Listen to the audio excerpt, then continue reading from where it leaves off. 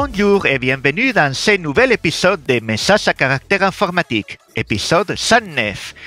Aujourd'hui, nous sommes le 25 juillet 2024 et je suis accompagné de gens merveilleux tels que Julien Brio. Bonjour. Florentin Dubois. Bonjour. Bonjour. Lisa Carrière. Salut. Et moi-même, Horacio González.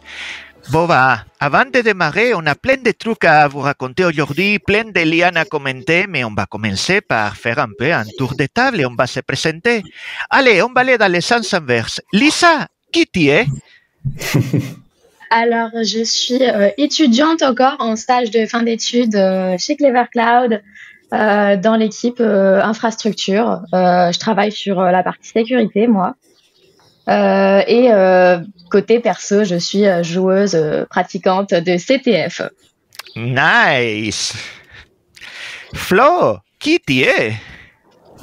Bonjour à tous, je suis engineering manager à Clever, je m'occupe notamment de la partie réseau et notamment des automatisations dans le réseau.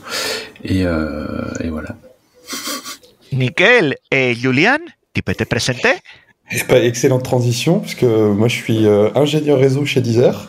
Et puis à côté de ça, je suis aussi bénévole au Resto du Cœur.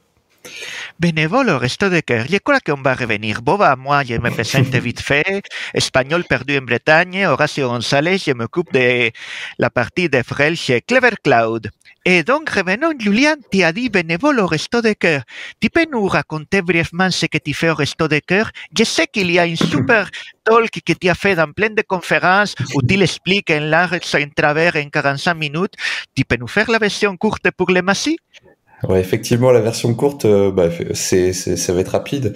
Il y a maintenant 3 ans, l'idée, ça a été, il n'y avait pas vraiment d'infrastructure au Resto du Cœur, et donc, mais par contre, il y avait beaucoup de besoins en informatique, et l'informatique coûte très cher au resto, et en fait, je me suis mis en tête de monter au démarrage un petit data center pour les besoins locaux, puis ça a grandi petit à petit au niveau de la région Centre-Val de Loire, puis maintenant, ça dessert du service pour toute la France, et on a une architecture qui est de cloud. Donc, on fabrique aussi des nuages au resto. C'est pas du tout le genre d'endroit où on s'y attend, mais on a notre propre cloud à base d'OpenStack notamment, et donc ça permet. À base d'OpenStack. Ouais, c'est pas la joie tous les jours, mais par contre, effectivement, ça répond bien à notre besoin, dans le sens où on fournit comme ça du service à un peu tout le monde, puis avec un coût qui est vraiment très très faible, parce que à la fois le matériel coûte rien, les gens coûtent, enfin pour gérer ce truc-là coûte rien aussi puisque ce sont des bénévoles, et puis on a une gestion assez en plus particulière des ressources puisqu'on allume et on éteint en permanence des serveurs. Ah ouais. Pour avoir discuté avec toi, je sais que c'est vraiment passionnant et on va mettre dans les liens ton talk à Sunitech qui est disponible depuis peu de temps et je pense que ça mérite carrément le détour. Si vous ne l'avez pas vu, prenez le temps. C'est une vraie expérience technique et humaine. Écoutez ce talk-là. Bon, merci Julien. Donc, on est là, on a plein d'actualités à vous parler et on va faire dans les clichés. Et si on démarrait par les petits incidents Microsoft autour de CrowdStrike? Allez, qui se lance? Qui veut nous raconter? Déjà, pour ceux qui ont été cachés sur une pierre ou en vacances à la plage depuis quelques jours, qu'est-ce qui s'est passé? Qui veut nous résumer? Allez. Alors, pour le coup, j'ai pas regardé les liens encore, mais je sais qu'on en avait parlé dans les autres épisodes. Et ça avait bloqué pas mal de monde. Alors si vous étiez bloqué sous une pierre, vous n'avez peut-être pas pu rentrer de ce petit caillou. Mais c'était fort intéressant. Et du coup, pendant ce temps-là, j'essaie de gagner du temps pour que les autres puissent aller regarder le lien et essayer d'enchaîner sur ce que je vais raconter. Déjà, tu peux commencer par raconter qu'est-ce qui s'est passé. L'autre jour, c'était jeudi matin, je pense. Ça a commencé par l'Australie et à fur et à mesure que la journée démarrait, il y a eu plein de systèmes informatiques partout dans le monde et dans un joli follow the sun qui sont tombés en panne avec des blue screen of death Microsoft. Ça, c'était les symptômes. Si vous voulez, j'ai un peu plus d'informations là-dessus, parce que nous, au resto, justement, on avait une toute petite partie qui avait du CrowdStrike d'installer de manière un peu historique, et donc on a eu le droit à ce fameux Blue Screen of Death de manière un peu pas forcément très drôle, parce que ça a bloqué une application, en l'occurrence, qui était vraiment très utilisée chez nous, et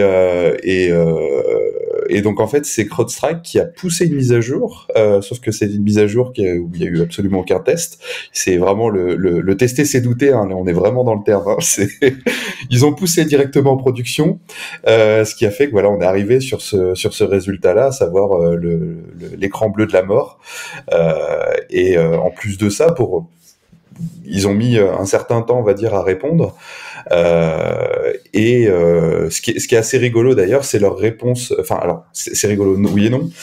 Ils ont apporté du coup tout un article détaillé sur ce qui s'est passé exactement, avec toute la timeline exacte, et surtout en fait comment résoudre le problème. Alors le gros souci, c'est que si vous aviez pas accès à la plateforme de support, vous aviez pas la résolution.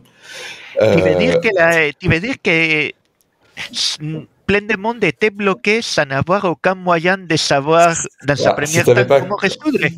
C'est ça. Si tu n'avais pas de compte en fait chez CrowdStrike, tu ne pouvais pas accéder à la réponse.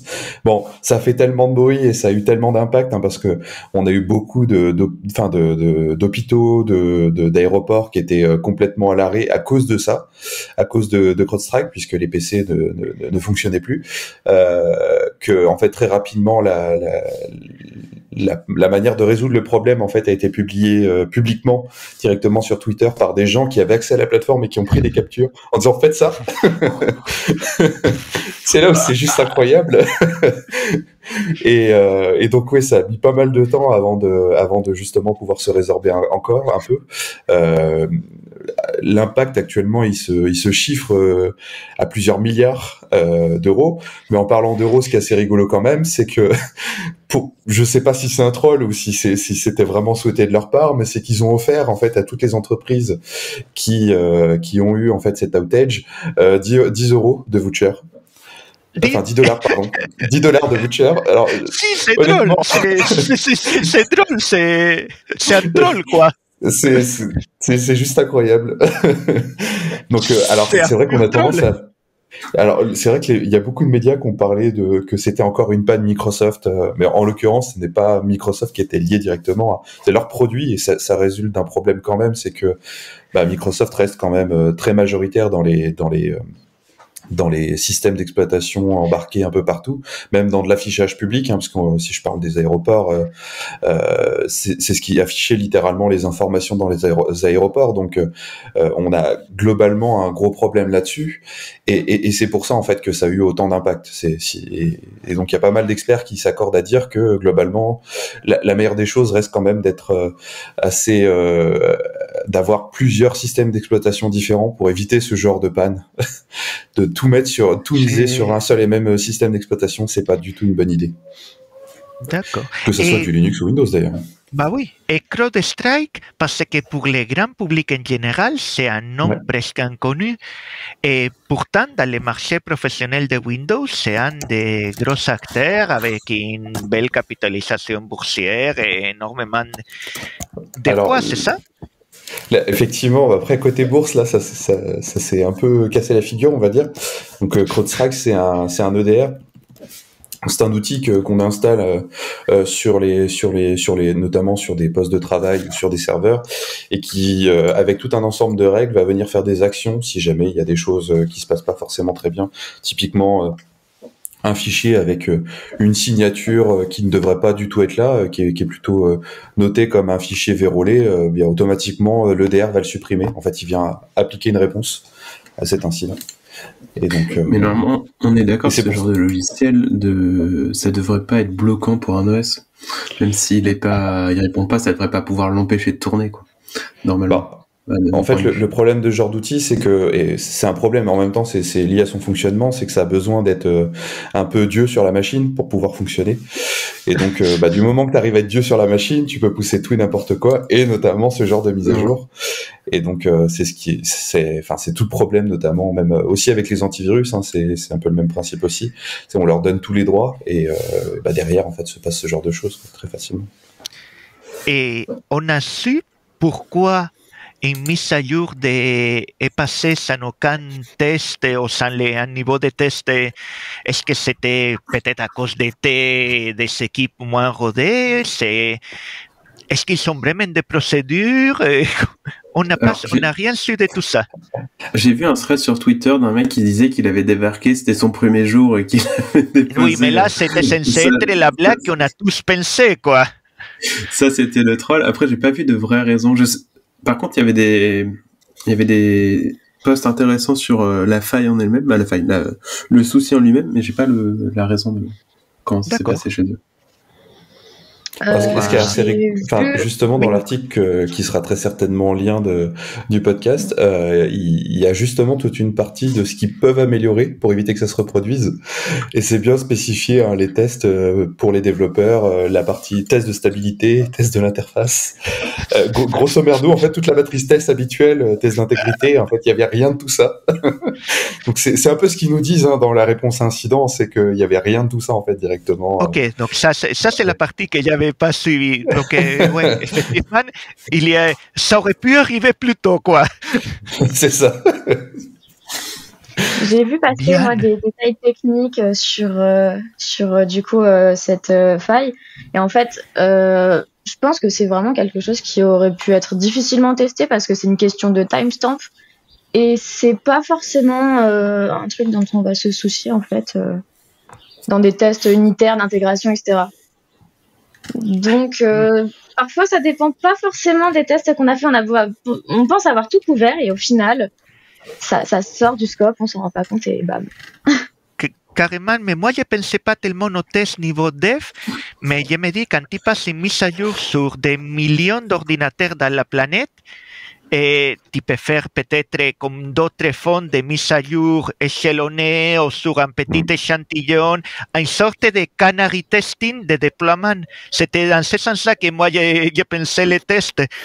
On a une mise à jour, on va la déployer sur des dizaines de millions ou des centaines de millions de serveurs dans le monde. Tu démarres peut-être par 50 000 et tu vois s'il y a des problèmes. Mais carrément... Il y a un très bon papier d'ailleurs dessus de la part d'Amazon sur leur comment ils déploient. Je crois que le papier s'appelle Wave Deployment ou quelque chose comme ça, où ils déploient vraiment par vague. Ils déploient sur une première AZ, puis ils déploient sur 2 AZ, ils déploient sur 3 AZ. Après, ils arrivent sur une région, sur 2 régions, et ainsi de suite. C'est quelque chose que j'ai pensé. Et c'est vrai que les éditeurs d'antivirus et d'autres outils de sécurité, souvent, pour des raisons à tous les coups, il faut que ça soit propagé vite. Ils déploient massivement. Là où, voilà, en tant que cloud provider, moi, j'ai en tête cette idée-là de déployer petit à petit et monter ensuite. C'est exactement ce que fait notamment Google, hein, lorsqu'il déploie une nouvelle version de GCP, il le déploie alors c'est pour ça que mieux vaut être la toute dernière région. Parce que t'as un peu tous les autres ont essuyé les pots cassés. Ah oui, c'était comme dans une autre vie, la mise à jour d'OpenStack, ça se faisait région par région. Voilà. Mais après, souvent, c'est que les premières régions les plus récentes sont plus petites, du coup tu vois pas le bug parce que l'effet d'échelle n'est pas là, et t'arrives sur la dernière région qui est généralement la plus grosse, et t'es là fait au secours. Alors j'ai cru comprendre que notamment chez Google, eux c'est l'inverse, ils commencent par les plus grosses et finissent par les plus petites, enfin par les plus récentes. Ce n'est pas déconnant comme approche, carrément. J'avoue. Bon, et si on continuait sur Microsoft, parce que j'ai vu que c'est pas la seule actu Microsoft que vous avez vu, il y a un truc sur les intégrations de Teams, non? Ouais, effectivement, bah cette news-là, elle est passée, on va dire, un peu plus, elle a été un petit peu plus discrète, même si elle est Elle d'ailleurs était beaucoup cachée par plus l'autre. vieille. Ouais, c'est ça. Mais en fait, elle est surtout beaucoup plus vieille, cette news, puisqu'elle date de début juillet. En fait, Microsoft avait annoncé le fait de supprimer certaines intégrations, donc ce qui a fait un peu grincer les dents, notamment pas mal de développeurs qui, bah, je pense que comme vous, utilisent notamment tout ce qui va être webhook, ce genre de choses. Alors, typiquement, quand on fait du Slack quotidien, on a tendance à utiliser des webhooks ou des intégrations pour pouvoir ajouter nos apps. Teams permettait de le faire. Enfin, je dis bien permettait parce que c'est début août, si je dis pas de bêtises, que officiellement on devra passer par un outil qui s'appelle Power Automate chez Microsoft, qui pour avoir déjà essayé de jouer un peu avec une horreur, VS des webhooks, c'est relativement simple. Alors, ils ont sorti ce truc-là en disant, bah, c'est pour des questions de sécurité, parce que les webhooks, c'est pas effectivement super sécurisé. Bon, le seul problème, c'est que ça a été fait un peu de manière violente et que ça va casser vraiment beaucoup de choses. Les apps derrière vont pas toutes suivre sur les potentielles intégrations. Sachant que de ce que je vois de l'article, tu as pour la timeline, c'est à partir du 15 août, on peut plus créer d'intégration. Ouais. Au 1er octobre, tout est coupé. C'est un peu agressif. C'est ça. Et surtout, ils coupent l'intégration avec Office 365 qui, je sais pas si vous avez utilisé Teams, mais qui est vraiment profondément ancré dans le truc. Genre, vous voulez échanger des fichiers, par exemple, ça passe par Office 365. Quoi. C'est ça. Des choses comme ça, quoi. Donc ça va... Désolé pour nos amis qui ont Office 365, mais bon, ça risque de pas mal vous impacter si vous n'avez pas vu la news passer. Okay. Après, je sais que sur Teams, notamment quand tu reçois des notifs via des webhooks, tu as une petite notification supplémentaire qui te dit attention, à partir de telle date, ça va être arrêté ce service. Donc la notification ne fonctionnera plus. Mais bon, du Microsoft. C'est pas évident quand même. Nickel. Boba, et sinon, dans les liens que vous avez mis, liens qui m'avaient interpellé, donc des hackers qui utiliseraient Cloudflare Warp pour kidnapper des services cloud. Cloudflare Warp, de mémoire, c'est une sorte de VPN de Cloudflare, non? Comment c'est possible ça? Lisa, je crois que c'est toi qui nous as mis les liens. Ouais, ça m'a pas mal intéressé cette histoire. Qui a commencé, je pense, avant 2024, mais qui a été détectée début 2024 avec une campagne un peu de hijacking qui a été trouvée par Cado Security, et donc ils ont publié cet article. En fait, les hackers vont se cacher derrière des IP du VPN Warp de Cloudflare qui sont censés être des IP de confiance. Sauf que là, utilisé pour un usage malveillant. Et en fait, le gros problème, c'est que Cloudflare est généralement trusté chez la plupart des boîtes qui ont du firewall, par exemple. Au lieu d'autoriser juste des IP spécifiques, elles vont autoriser toutes les IP de Cloudflare, ce qui est du coup une mauvaise chose. Parce que ça va être de l'allow list, c'est une bonne chose, mais un peu à l'aveugle, en fait.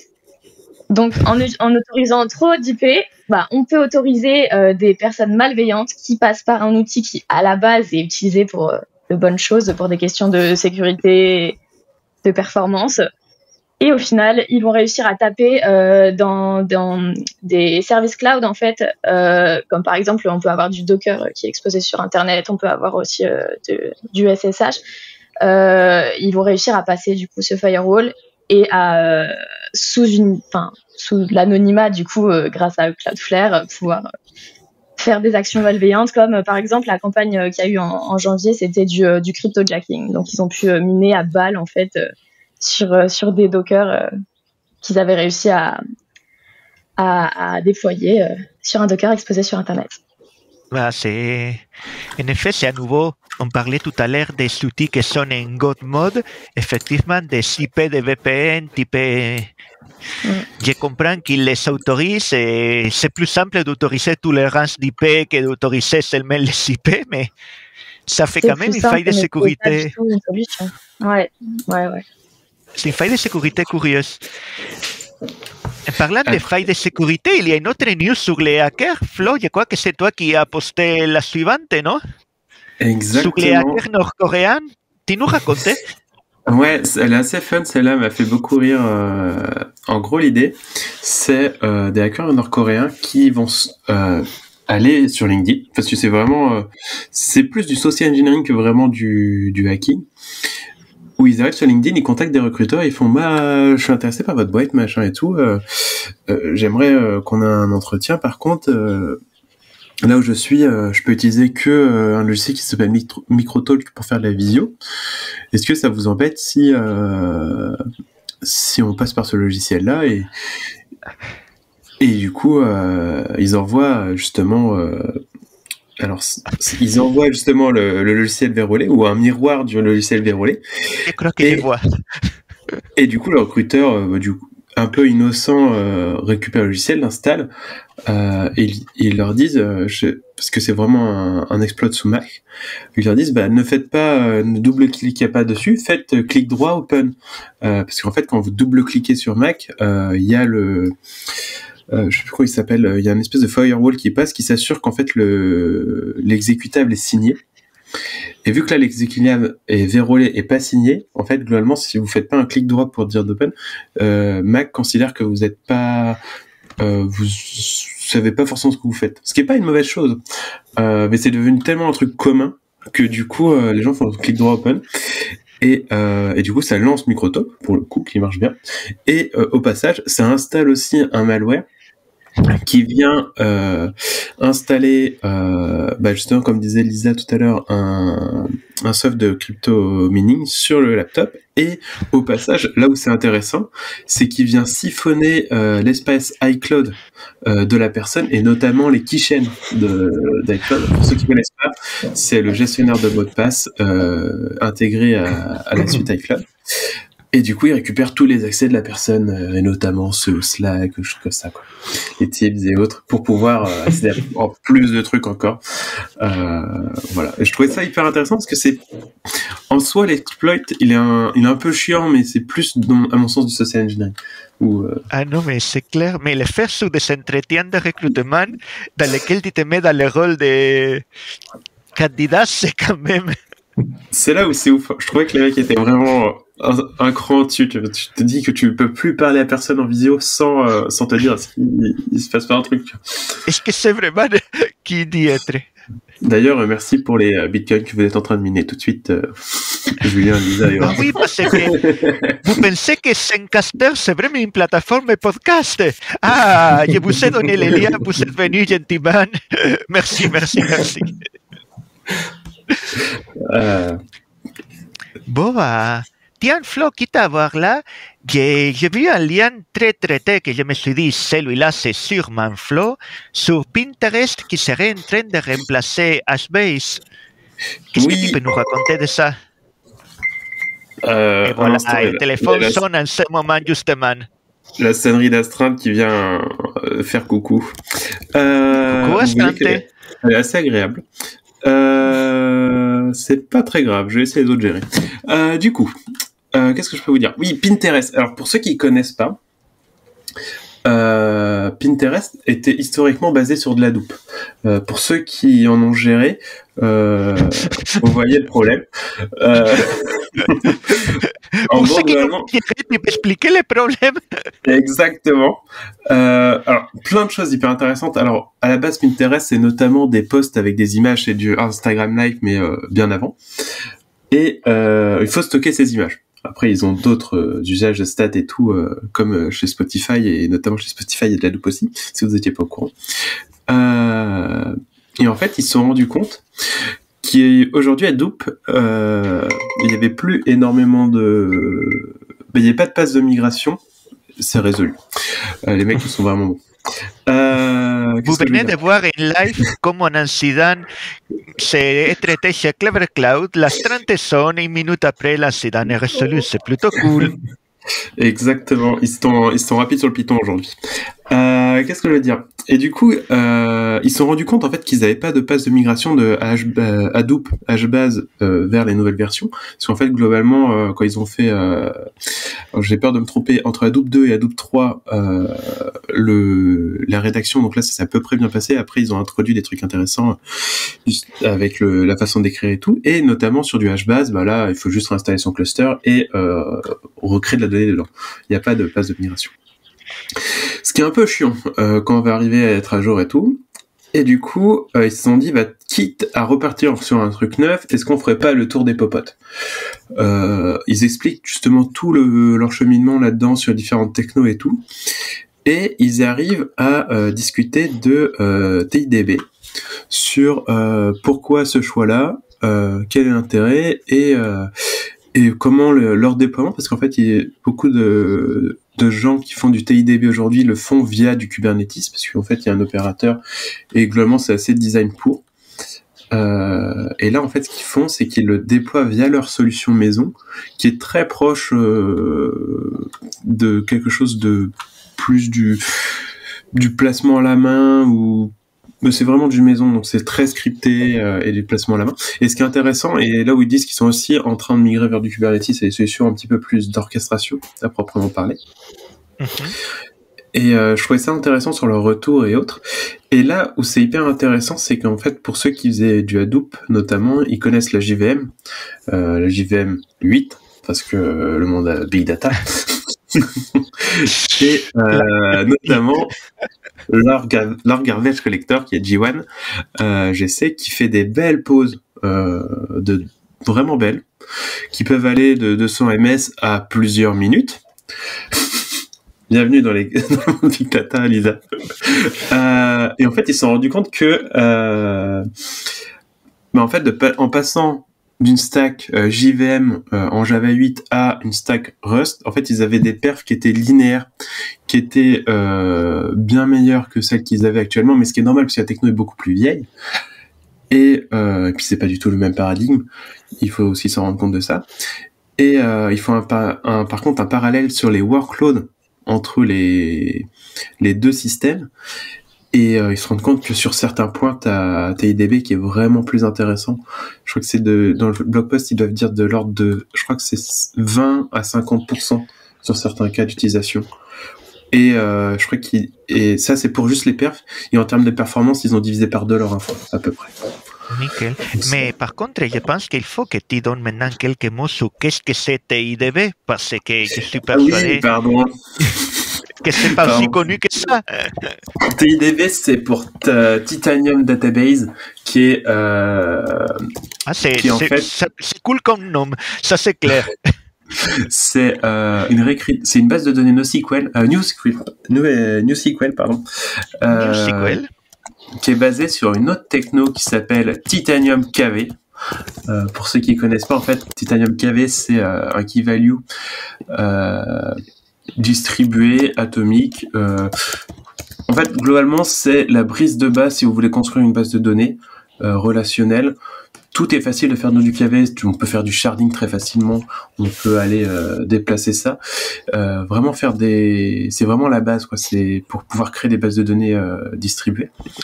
D'ailleurs, dans les mêmes principes, il y a FoundationDB. Voilà, c'est un concurrent globalement, technologiquement parlant. Et Titanium KV, du coup, est créé par une boîte dont j'ai oublié le nom tout de suite. Je peux régler ce souci à l'instant. Je crois que ça s'appelait... PingCap, oui, exactement. PingCap. Qui sont vraiment très bons là-dessus. Ça fait longtemps qu'ils développent dessus. Donc je les connais depuis à peu près 6 ans, ouais, facile maintenant. Et ils expliquent en fait tout comment fonctionne TIKV, du coup, qui est le key value avec les sharding et autres qu'on peut connaître. Globalement, vous lancez un process avec des placement drivers, c'est un quorum. C'est très proche d'une infra classique en distribué, donc il y a un quorum qui permet de centraliser les décisions. Ensuite, il y a des nœuds de données. Dans ces nœuds de données, il y a des shards. On a à peu près là, c'est pas beaucoup plus compliqué que ça. Et ensuite, par-dessus ça, ils ont fait TIDB, qui est une abstraction SQL qui vient stocker dans TIKV sa donnée. Voilà, donc c'est hyper intéressant, ça permet de faire du OLAP et du HTAP comme workload. Je trouve ça hyper intéressant de suivre cette mouvance-là, parce que du coup ça permet de voir un petit peu les différents retours là-dessus, et j'avais beaucoup m'intéressé parce qu'ils ont été très très très tôt à parler de leurs problèmes et de leurs avancées techniques. Voilà. Ils sont une communication depuis des années, une communication sur ce qu'ils font niveau tech qui est toujours intéressante à suivre, carrément. Exactement, ouais. Et moi, j'ai une petite question aussi. Vas-y. Il y a environ 3 minutes, ça m'a trigger. NoSQL ou NoSQL. En fait, ça fait plusieurs fois que j'entends le terme NoSQL et ça me bloque. Pourquoi Alors, tu avais une mouvance. Ça, c'est un petit peu l'historique, mais c'est bien. T'as les bases de données relationnelles très classiques. Les bases de données SQL, donc tu as Maria, MySQL, PG. Très classique. Tu m'arrêtes, Horatio, si je dis une bêtise. Qui sont historiquement des bases de données, en fait, où tu venais provisionner sur ta machine, et d'ailleurs, c'est vraiment bien fait pour ça, sur du bare metal, pas de la machine virtuelle. Et en fait, c'était vraiment design profondément pensé pour que ça tourne sur un serveur, mais ça tourne vraiment bien. Ça l'utilise à 100% de ses capacités. Parce que à cette époque-là, on revient il y a 10 ans et plus dans le passé. Non, là tu reviens beaucoup plus loin. En fait, pour faire les papiers de l'histoire, quand les bases de données ont commencé à se développer, il y avait plein de façons de faire des bases de données. SQL, les bases relationnelles, c'était pas non plus à l'origine la première base de données. Par contre, c'était la première qui a attiré l'intérêt des grands groupes de banques, des assurances, des gouvernements, parce que modéliser les choses de façon relationnelle, ça rentrait très bien avec le type de modélisation de données qui existait déjà. Donc, il y a eu énormément d'argent qui a été mis sur les technologies de base de données relationnelles, au point que pendant des années et des années, jusqu'à début 2010, pour presque n'importe quel informaticien, base de données est devenue synonyme de base de données relationnelle.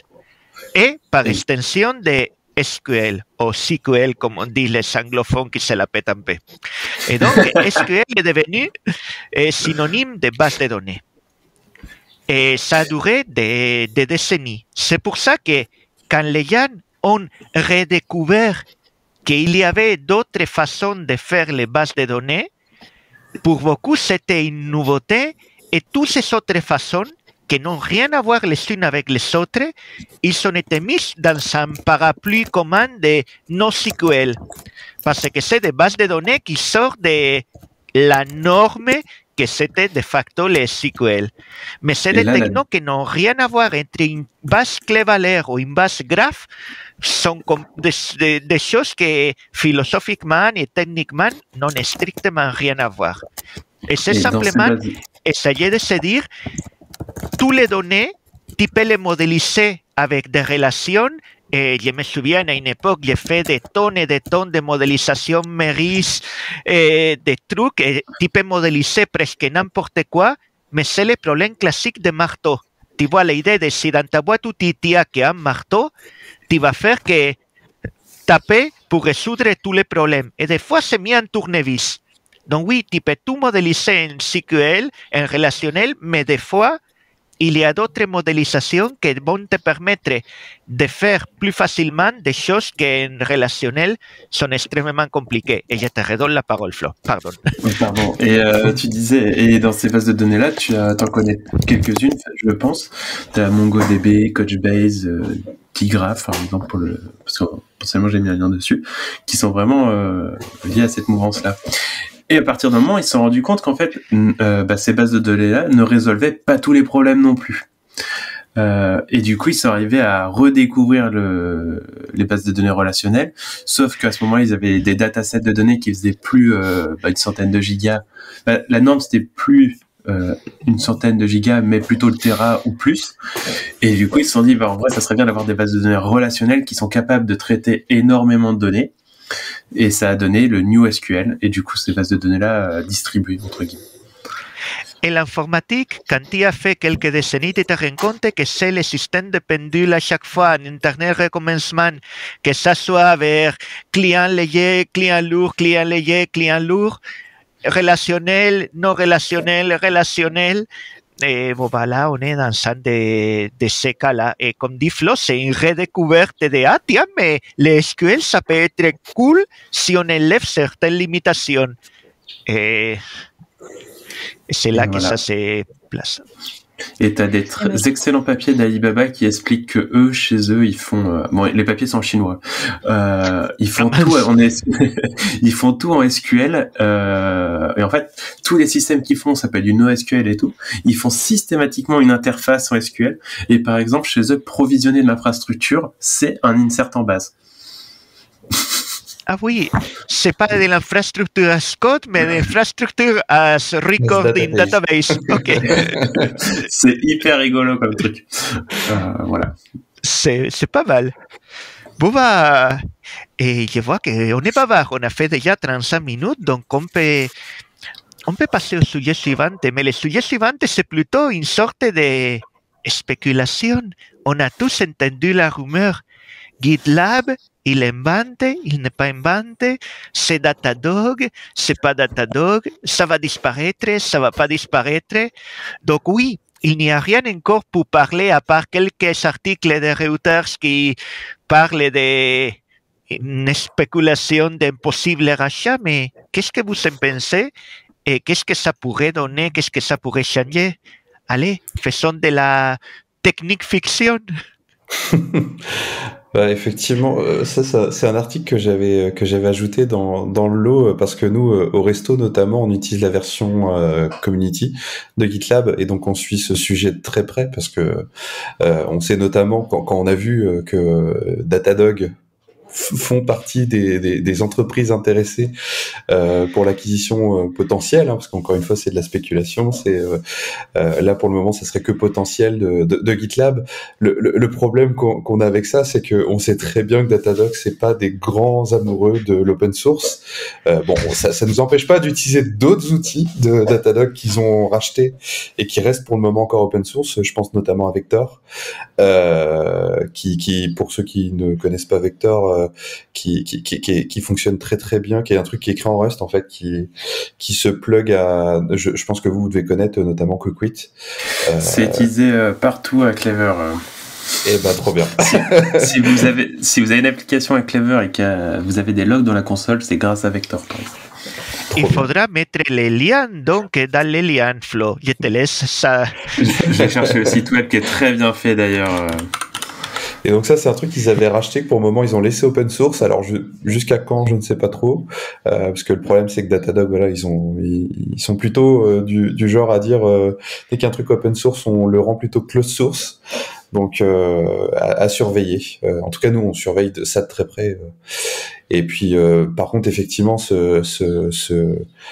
cette idée de potentiellement vendre GitLab, c'est parce que GitLab derrière, ils ont un peu quand même du mal entre guillemets à être au niveau de GitHub, notamment sur les prix. Et donc, étant donné que la concurrence est assez rude sur le sujet, c'est assez compliqué pour eux, on va dire. Et puis, bon, ça n'empêche pas que l'action monte, hein, puisque elle augmente. Oui, depuis l'annonce, l'action a bien monté. C'est ça. Elle est plutôt bien montée. Là, la boîte vaut un peu plus de 8 milliards de dollars, donc ce qui est extraordinaire, hein, pour une solution comme celle-ci. Alors, je ne sais pas combien... Sur les papiers, c'est quoi l'intérêt d'une boîte comme Datadog à acheter, par exemple, à GitLab? Je veux dire, je comprends bien que, étant donné leur position comme leader de leur marché, ils ne peuvent pas se permettre d'acheter une autre solution de gestion des logs parce que ça ferait les antitrust tiquer un petit peu. Mais GitLab, Datadog, je suis peut-être trop naïf, mais je ne vois pas la synergie potentielle ni les gains potentiels pour aucun des deux. Pour être honnête, je sais pas trop. Je sais qu'il y a aussi Google qui est actuellement aussi potentiellement intéressé et qui détient d'ailleurs, par le biais du groupe, hein, le groupe Alphabet, qui lui détient les marques telles que Google, YouTube, enfin ce genre de choses, détient un peu plus de 22% de la boîte de GitLab directement.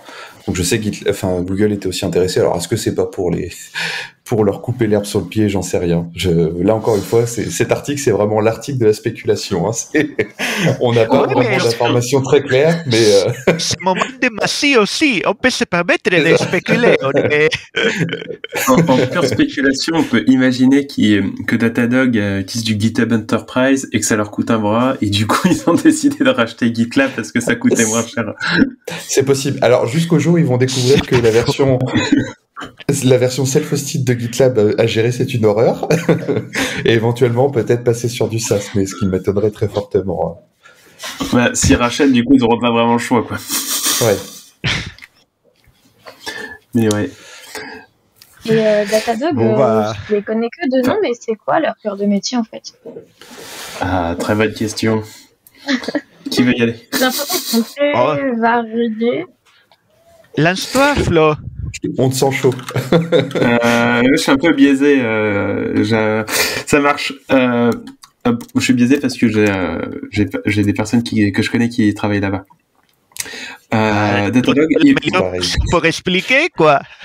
Datadog, c'est une boîte qu'il faut que tu vois où leur cœur de métier c'est le monitoring au sens large.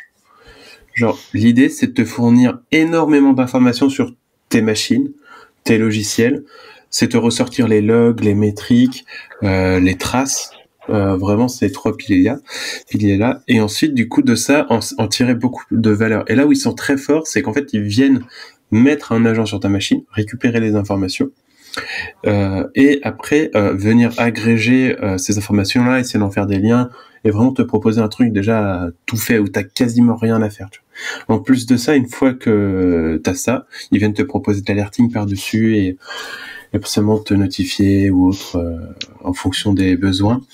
Là où un autre point fort où ils sont, c'est qu'ils essayent d'être dans tous les cloud providers possibles et inimaginables, notamment parce qu'aux US, tu as des egress fees, donc tu payes la bande passante et l'ingress fees au passage.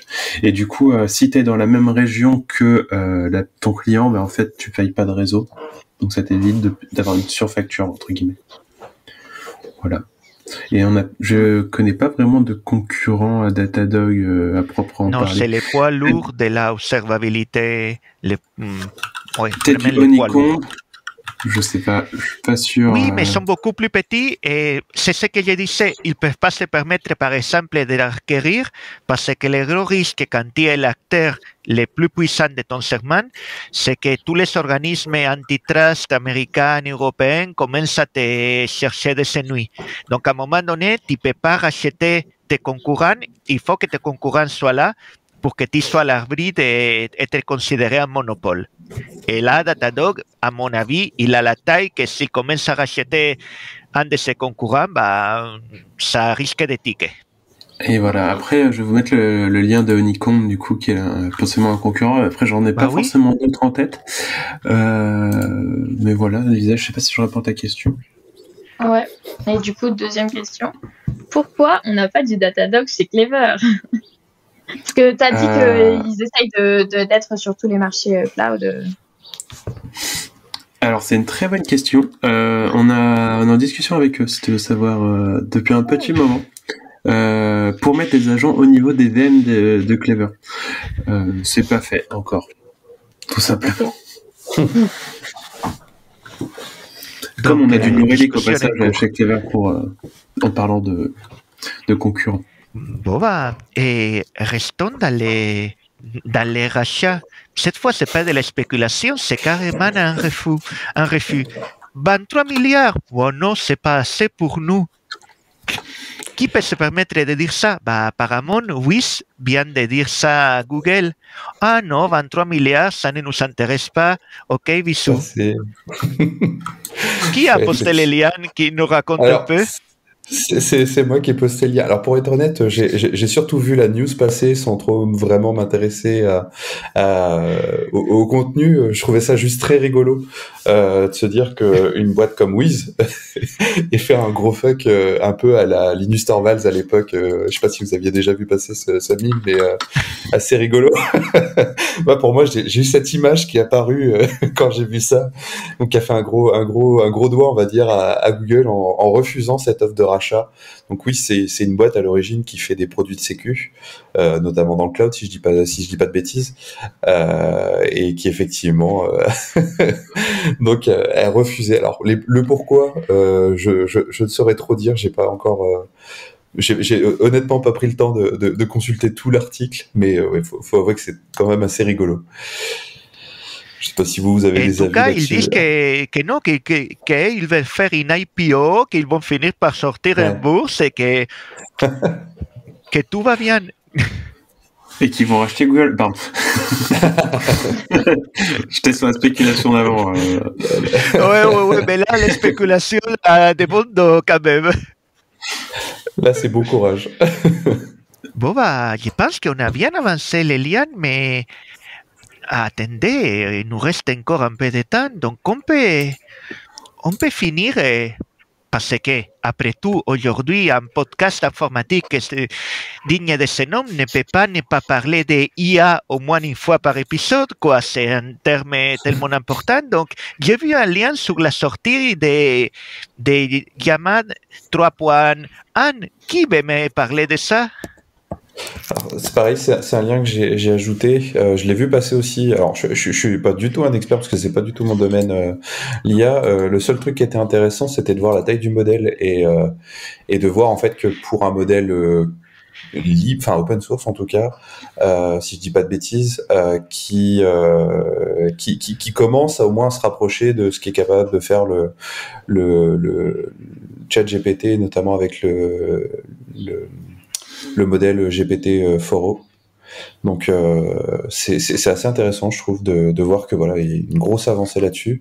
On en parlait d'ailleurs en interne chez Deezer en se disant mais en fait qui va être capable d'héberger ce genre de modèle vu la taille du truc. Tu parles de modèles grands que ça fait 405 milliards de paramètres de mémoire. Ouais, c'est ça. C'est juste monstrueux. Enfin... Moi, ça m'intéresse plus les micro-modèles en ce moment. J'ai vu que j'ai beaucoup joué avec des micro-modèles, même la main les plus petite, les 7 milliards qui tournent très bien sur mon Mac. Ouais. Mais penser à 405 milliards de paramètres, oui, effectivement, l'infrastructure, ça doit être des milliers de millions. Il faut des NVIDIA A100, XXX. Il en faut un paquet de H100 pour pouvoir le faire fonctionner. Punaise. Ça doit tellement leur coûter un bras. Ouais. Bah, ce qui est d'ailleurs, enfin, ça me permet de rebondir je me permets de rebondir sur un autre article que j'ai posté et qui est un peu, d'une certaine manière, un petit peu lié.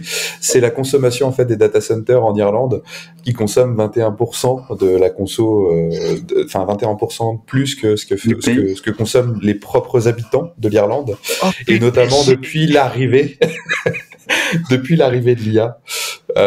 Parce que l'IA c'est pas magique, hein. Derrière avant on avait juste des serveurs, maintenant on met des serveurs avec des cartes graphiques dedans, et que ça c'est ce qui consomme un paquet d'énergie. Alors pour le voir moi, au quotidien, notamment avec les restos, ouais, ça consomme vraiment beaucoup. Donc si vous écrivez par exemple des conneries à ChatGPT, dites-vous que derrière c'est un véritable impact. Vous utilisez très certainement avec les serveurs que vous utilisez de manière implicite, sûrement plus d'électricité que certains habitants dans certains endroits. C'est assez rigolo. C'est tellement violent. C'est vrai, clairement. À la possible rentabilité économique de la IA quand même. Ça va piquer. Peut-être bientôt on aura une centrale nucléaire pour l'essai. Tellement de monde qui utilise ChatGPT comme un moteur de recherche un peu plus, quoi. Ah oui, ouais. Et que certains, enfin d'ailleurs, Google souhaiterait avoir la possibilité dans son moteur de recherche la possibilité d'avoir Gemini. Exactement, Gemini directement dans le moteur, donc ça va avoir un coût, un impact, alors que pour l'utilisateur, lui, il paraît totalement transparent, mais pour nous qui faisons de l'IT derrière, on voit quel est l'impact derrière, et je pense qu'il est important de commencer déjà à essayer comment dire, d'évangéliser là-dessus en disant, bah, en fait, c'est pas magique, derrière, ça va avoir un coût pour notre planète, parce que on le voit bien, hein, comme notamment avec l'article que j'ai posté sur la partie data center, enfin, la conso ELEC, elle est juste énorme, et derrière, bah, on n'est pas en capacité toujours, hein, en fonction de la consommation, notamment par exemple de la France ou peu importe, de fournir que de l'énergie verte. Donc ça va avoir un impact environnemental, et puis en plus de ça, il y a aussi la construction des matériaux, enfin toute la valorisation des matériaux pour pouvoir construire ces fameuses cartes. Derrière, ça a un impact. Ces fameuses cartes que 6 mois après sont dépassées, il faut remplacer. Exactement. Parce que ça, c'est aussi un autre problème. Le rythme de remplacement des cartes graphiques et d'innovation, il est encore plus soutenu que pour les processeurs ou en général les serveurs classiques. Exactement. Et tout ça va faire plaisir à Nvidia. Pardon, Lisa, j'ai pas... Enfin, moi, l'IA, je trouve que ça pose un problème éthique. La plupart des gens ont peur de l'IA parce que on craint d'être remplacé en fait par l'IA à terme. Mais moi, c'est pas tant ça mon problème, c'est surtout que en fait, on s'abrutit presque avec l'IA parce que déjà, en fait, on se repose trop là-dessus. On arrête de faire nos propres recherches. On pose juste des questions à ChatGPT et on lui fait confiance. Alors que il faut pas toujours. Et en plus, du coup, justement sur l'environnement, est-ce qu'on va réussir à poser des limites, à prendre des mesures pour arrêter cette surconsommation en fait des ressources pour l'informatique, pour l'investissement dans l'IA? Moi, pour rebondir sur ce que tu dis, moi, ce qui me fait assez rire, hein, enfin, ce qui me fait pas mal rigoler, c'est le côté où, notamment sur les gros cloud providers, ils avaient tendance à sortir l'argument du Green IT en disant, bah, on essaie d'être green au maximum, et puis finalement, on a rajouté l'IA dans le truc, et la consommation des data centers n'a jamais été aussi élevée. Et en fait, à partir de ce moment-là, le Green IT a un peu disparu, on va dire, de ces notamment, de ces différents rapports. Donc c'est assez rigolo, quoi. Il y a aussi une part d'hypocrisie, je dirais. Là, c'est hype, donc globalement les gens vont dessus parce que voilà, c'est vraiment totalement à la hype. Mais le problème, c'est effectivement, comme tu le dis, ça pose des questions éthiques, ça pose des questions environnementales. Et puis est-ce qu'on en a vraiment besoin? Et même si on avait besoin, parce que on va se dire, ok, ça aide à faire des choses. Moi, j'ai beaucoup joué avec des petits modèles sur un Raspberry Pi 5, tu vois, le niveau consommation. Et pour plein de besoins quotidiens, un petit modèle, c'est carrément plus qu'assez, et ça reste un Raspberry Pi, c'est pas très gourmand. Quand à côté, tu vois des modèles à 400 milliards de paramètres, que la plupart des temps, ils ne vont pas être utilisés pour la recherche scientifique et pour trouver une solution contre un cancer, mais pour générer des photos de chats. Et c'est là où je me dis que je ne suis pas contre la recherche, je ne suis pas contre qu'il y ait des gros modèles, et je pense que globalement, je suis mon côté bisounours que je revendique tout le temps, je pense que la IA peut vraiment aider la humanité dans le sens où aider à avancer la recherche scientifique et tout ça. Par contre, pour moi, le modèle grand public devrait chercher justement à pas faire la course au plus puissant, mais à comment je réponds aux besoins grand public de la façon la plus économe possible. Je ne suis pas pour jeter le bébé avec l'eau de bain. La IA, ça peut être chouette, et même la IA générative, mais c'est pas de cette façon-là, c'est tuer des mouches à coups de canon, quoi. C'est pas escalable, ça peut pas durer comme ça. Complètement.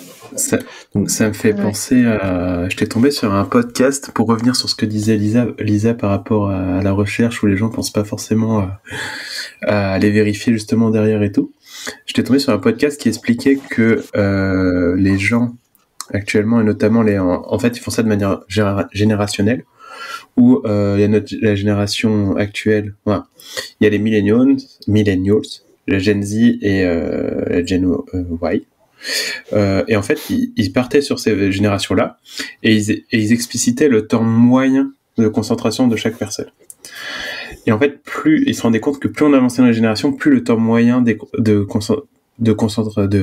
concentration se réduisait. Ce qui faisait qu'actuellement, la Gen Z avait le temps de concentration d'un poisson rouge. Et c'est là où ça montre à quel point je me sens vieux. Il a oublié la génération X à laquelle je suis encore. Et tu as oublié aussi la génération alpha, les ados actuels, la génération de mes enfants. Et là, c'est presque pire que ça. Donc oui, c'est très drôle toutes ces études qui parlent des générations, en effet. Et voilà, du coup, je trouvais ça intéressant. Et en fait, il parlait justement des écrans qui arrivaient de plus en plus tôt et du coup, qui venaient vraiment chambouler quand quand on fonctionnait, quoi, quelque part. Donc en plus, on pré-match le travail. Ça fait un peu peur, quoi. Ouais. Bon, voilà, quand Florentin commence à parler comme un vieux, c'est un signe ça m'inquiète. qu'il bascule aussi. Et sur ces belles paroles, je pense qu'on peut clôturer ce premier épisode. Donc, faites comme Florentin, inquiétez-vous de la jeunesse actuelle parce qu'à mon époque, c'était pas comme ça. Et je vous dis à tous, merci de nous avoir écoutés et à très bientôt. Au revoir. À la prochaine. Au revoir. Tout.